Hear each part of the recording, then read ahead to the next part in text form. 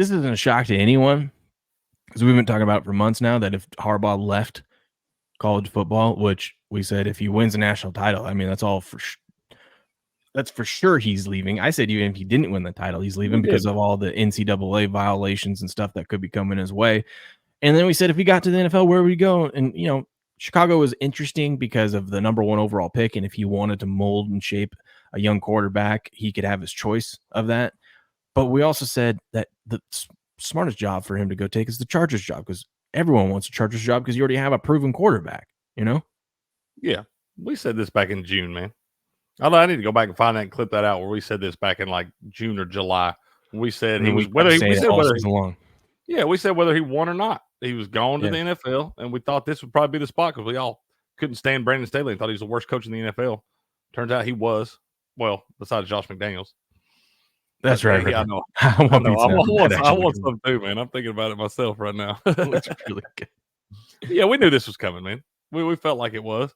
Seemed like the best spot, the most logical spot for him to go. You talk about having a proven quarterback there, got weapons all around him, got a good, a good city that you can really take advantage of all those marketing ploys and things like that down there in LA.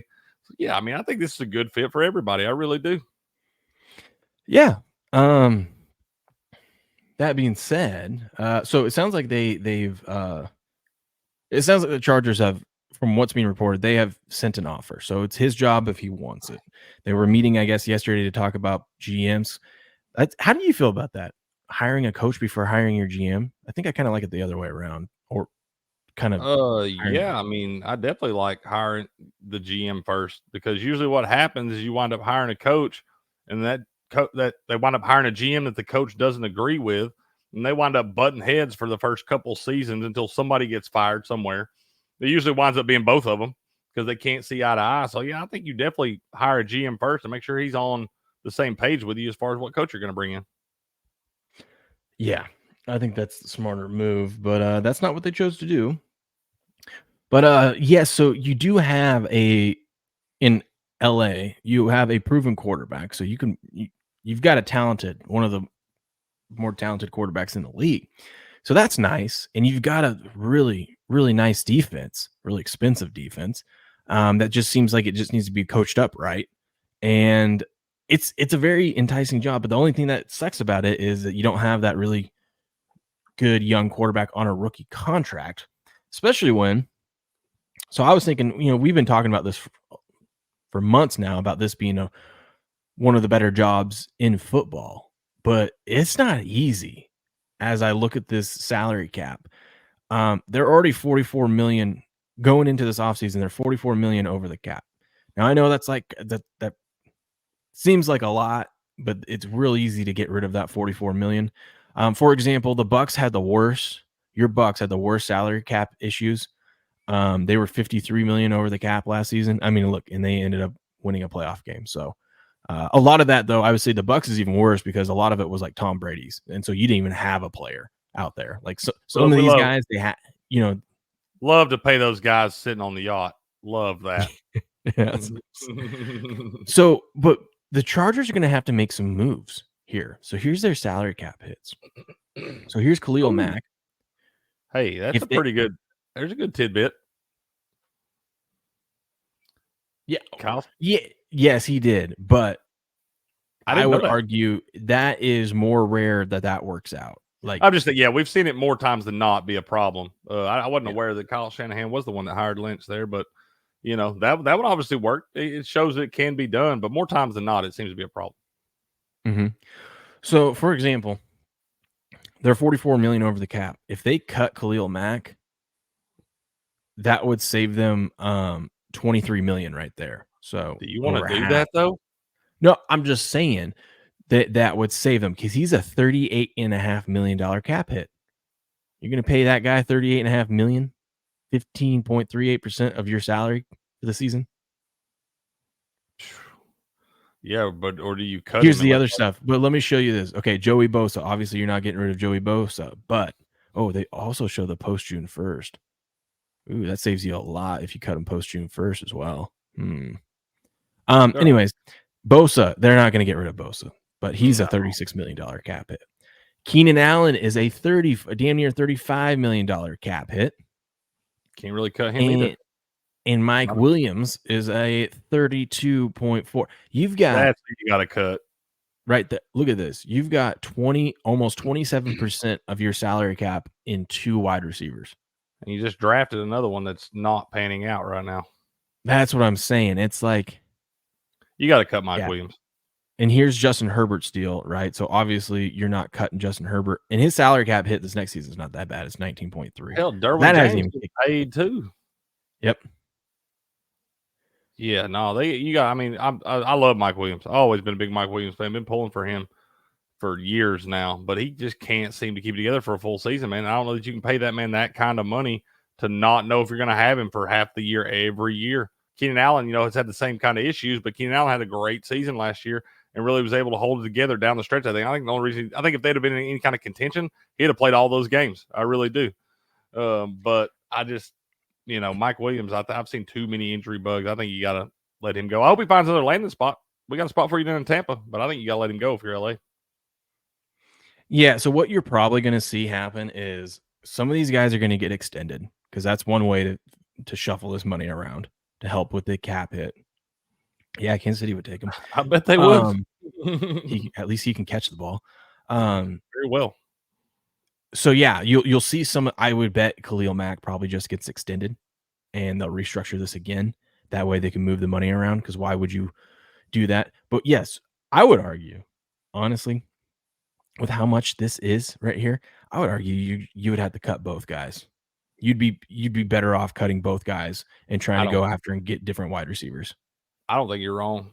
I really don't. Because I like the both salary cap hit here, yeah. and just because of their injury history, I would say you might pay him for nothing.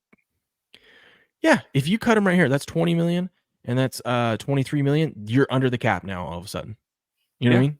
Your cap issues are gone, and you don't want to. I mean, you got a guy like Keenan Allen's been a lifer there for the Chargers, really put it in for him. But it is a business, man, and it comes down to it where it's like, I know you had a great year last year, Keenan. I know you did, but how many times have we seen that in the last 5 or 6 years? How many times have we been able to depend on that? Maybe not your fault, but it's a business, and we got to do what we got to do. And I think if you're going to save some money, I think that's the 2 spots you got to look. How many years they have left on those deals? I don't know. I have to look, but like I'm with you. I'm just looking at the dead cap. Like if they do that, that's all that's.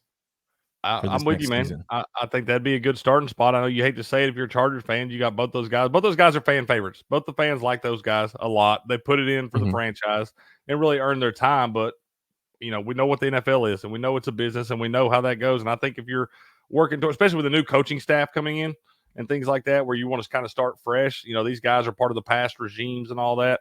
So, yeah, I think that's a good starting spot, man. I really do. Why don't they pay us to do this? I don't know, man. I don't know, because I just solved their salary cap issues right there with two right cuts. There. They wouldn't even have to lose no more. Before you even restructure anything else, you know what I mean? Yeah. Are they still looking for a GM? I think I found them a guy. Just saying. You imagine the insider information we get for the morning espresso shot if you're down there. Oh man, I would never. AK says rookie wide receivers have proven to come in and get hot too. Yeah, there's just so much other options you can use that money for, whether it's doing it through the draft or hiring some free agents or even trading for a guy. But I mean, right there, Loki says the Chargers defense is overpaid for their protection. Yeah, they have definitely failed. They spend a majority of their salary cap on defense. I mean, hell, look at this. What is that? $74 million on 2 defensive players. Like that's your cap hit this next season. On your 2 edge. Which don't me wrong, those are 2. Bosa's got to get it together some, but I mean, based off what they drafted him as, they expect those guys to both be. Khalil Mack's a Hall of Famer, and had a good year this year. But that's a lot of money for 2 edge rushers. Yeah, and then you got Derwin James and whatnot. So I think if you cut Allen, you cut Mike, you save that cap, you restructure Khalil Mack to free up some salary cap space there. Eric Kendricks is probably not on the team if I'm looking at this and they're in salary cap hell, especially if they keep both those wide receivers. I mean, they could cut him and save $7 million in cap space. AK dropping knowledge says if Harbaugh goes there, his offense doesn't feature stud wide receivers either. They run the ball. He's not wrong there. Not wrong. And you got a guy like Quentin Johnson coming in. I mean, the rookie right there. I know we didn't have the season we expect him to have. Looks like a busted first round pick right now. But you can only put so much stock into some of these rookies. Some guys, it does take a little more time than the guys like Puka and CJ Stroud. It takes a little time to adjust to the speed of the game and all that stuff. Get acclimated to the league. I'm not sold that Quentin Johnson's going to be a complete bust just yet. I think there's still potential. There's still a ceiling in there for that guy that can be reached. Maybe Harbaugh comes in and coach him up. But you got a quarterback like Herbert. But I think if you do drop these top two wide receivers right there, obviously opens up a lot more opportunities for Quentin Johnston in this offense right there. And I'm not sold that he's a bust just yet, but you got to have a much better second year. They really don't pay. They don't. I mean, I'm looking at their offensive line. Their center makes the most, $14 million cap hit. Right tackle is going to be $8.7 million cap hit. Left tackle, I wonder if some of these guys are just on rookie contracts. Maybe that's why. Rashawn Slater, I feel like Because a left tackle for $5.2 million. Usually, if you have a good left tackle, I don't know. He must be a rookie, or I mean, on a rookie contract. That's what I was going to look and see here. Rashawn Slater. Yeah, he's only 24. So yeah, he's on a rookie contract. That's why. Okay. Because he's a good one. He's a good one. Like dude is a good left tackle, and he's going to get paid. So that's another guy they're going to have to pay if you want to keep him. Yeah. So I don't know, man. I think that's the move. It'd be interesting too. He brings up Harbaugh's offense. He's going to have to adapt in the NFL. You can't just run the ball. I mean, you could try to be a run heavy team, but it's going to be weird seeing him try to adapt to the new NFL. Yeah, I mean, we got to figure it's been 10 years since he was there. Yeah, a lot's changed in 10 years, man. A lot. What does Eckler's contract look like? He's not on here because he's a free agent. There must be a free agent now. Yeah. I don't think they bring him back. No. Who's their backup? Is it Josh Kelly? Their backup? Is that the Rams? I always get them two damn teams mixed up. I'm not sure. I guess I can't remember if that's the Rams or the Chargers. They have Isaiah Spiller. Holy shit, he's still in the league. I'm thinking CJ. I'm thinking CJ Spiller. I was like, damn. Yeah, I mean, clearly, I think Donald Parham's a football player. Palmer, he's on a rookie deal, isn't he? Josh Palmer. I'm sure he is. Yeah, I'm sure he is. He's a player too. I mean, you could save almost $1.5 million on the cap. Obviously, they're not going to cut Quentin Johnson. No, yeah, it's interesting. Yeah, Josh Palmer's only 24 years old too, man. I'm sorry, but I think you hang on to him for $1 million or whatever, because I mean he stepped up pretty admirably the last two seasons when Mike Williams and Keenan Allen have been down. So I think Josh Palmer, you hang on for cheap right there, and you got to get rid of some of those other big dogs. I don't know. I know Keenan Allen had a great season, but I don't know that we can expect that to be replicated next year.